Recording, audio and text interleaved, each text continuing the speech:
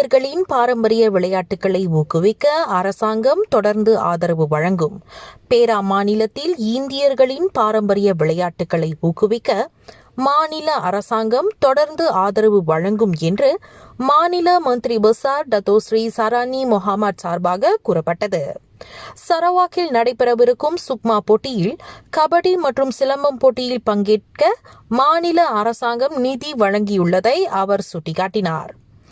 இங்குள்ள இந்திரா மூலியா அரங்கில் பேரா இளைஞர் மேம்பாட்டிற்கு இயக்கத்தின் ஏற்பாட்டில் நடைபெற்ற இடைநிலை பள்ளி மாணவர்களுக்கான கபடி போட்டியை தொடக்கி வைத்த மாநில மந்திரி பசாரின் உரையை வாசித்த அரசியல் செயலாளர் முகமது அமீடி பஹாருடீன் இவ்வாறு கூறினார். விளையாட்டுத் துறையில் இளைஞர்களின் பங்களிப்பு அவசியம். சமூக ஒற்றுமைக்கு விளையாட்டுத் துறையில் முக்கிய பங்காற்றுகிறது என்று குறிப்பிட்டார். பேரா மாநில இடைநிலை பள்ளி மாணவர்களுக்கான கபடி பயிலரங்கமும் போட்டியில் 32 குழுக்கள் பங்கேற்றன. அவற்றில் 24 ஆண்கள் குழுக்களும் 8 பெண்கள் குழுவும் பங்கேற்றன என்று பேரா மாநில இளைஞர் மேம்பாட்டு இயக்கத்தின் தலைவர் கோ சண்முகவேலு கூறினார். இந்த தொடக்க விழாவில் டத்தோ எம் அசோஜன் சிறப்பு பிரமுகராக கலந்து கொண்டு 5000 ரிங்கேட் நிதியுதவி வழங்கினார். அவரை தொடர்ந்து பேரா மந்திரி புசாரின் அரசியல் செயலாளர் முகமது அம்டி பஹாருடீன் நிதி உதவி வழங்கி ஏற்பாடு செய்யப்படும் என்று கூறினார். இன்றைக்கு பேரா மாநில இளைஞர் மேம்பாட்டு இயக்க ஏற்பாட்டில் 6வது முறையாக பேரா மாநில இடைநிலைப்பள்ளி மாணவர்களுக்கு இடையிலான கபடி பயிலரங்கமும் போட்டியும் சிறப்பாக நடந்துக்கிட்டு இருக்கு. ஆக இந்த முறை ஏறக்குறைய 32 குழுக்கள் பங்கேற்றிருக்காங்க.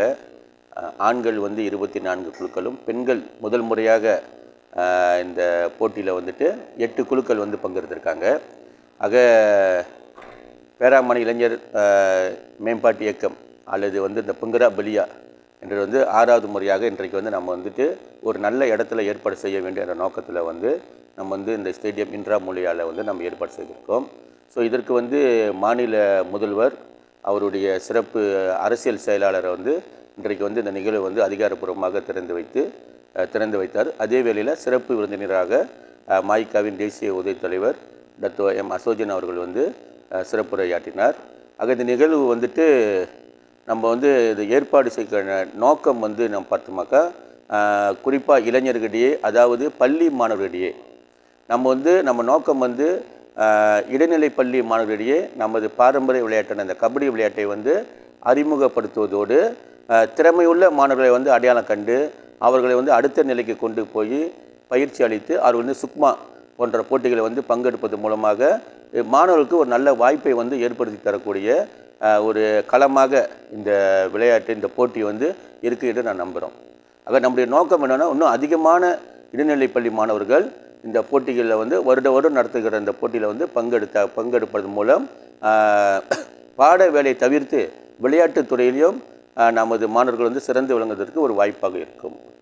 ஆக மாநில முதல்வரோட அரசியல் செயலர் வந்திருந்தார். அவரும் அவருடைய உரையிலையும் சொல்லியிருந்தார், தொடர்ந்து இந்த மாதிரியான போட்டிக்கு மாநில அரசாங்கமும் மாநில முதல்வர்களும் தொடர்ந்து நமக்கு மாநில அரசாங்கம் சந்தோஷமான முறையில் இந்த போட்டியில் பங்கெடுத்திருக்காங்க. ஸோ நம்ம இதுதான் நம்ம வேண்டுறோம். வருங்காலத்தில் இன்னும் அதிகமான மாணவர்கள் இந்திய மாணவர்கள் இந்த மாதிரி போட்டியில் பங்கெடுப்பதன் மூலம் நம்மளுடைய பாரம்பரிய விளையாட்டான கபடியை நம்ம தொடர்ந்து காப்பதற்கும் அதை பற்றி தெரிந்து கொள்வதற்கும் மாணவருக்கு ஒரு நல்ல வாய்ப்பாக இருக்கும். அதே வேளையில் இந்த போட்டியில் நம்ம ஒரு இந்திய மாணவர்கள் மட்டும் இல்லை, பல இன மாணவர்களையும் நம்ம அழைத்திருந்தோம். இன்றைக்கு நம்ம பார்த்தோம்னாக்கா மலாய்க்கார மாணவர்கள் கூட இந்த போட்டியில் கலந்துட்டுருக்காங்க.